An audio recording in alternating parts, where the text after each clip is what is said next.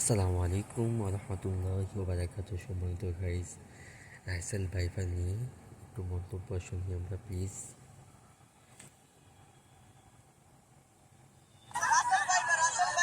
ভোলা যেন এখন Russell's viper সাপের অভয়ারণ্য। এই দ্বীপ জেলায় একের পর এক দেখা মিলছে কিলিং মেশিন বলে পরিচিত ভয়ঙ্কর বিষধর সাপ রাসেলস ভাইপারের। এতদিন এই সাপের বিচরণ ক্ষেত খামার আর চরাঞ্চলে থাকলেও এখন লোকালয়ে প্রবেশ করায় আতঙ্ক বিরাজ করছে ভোলাবাসীর মনে।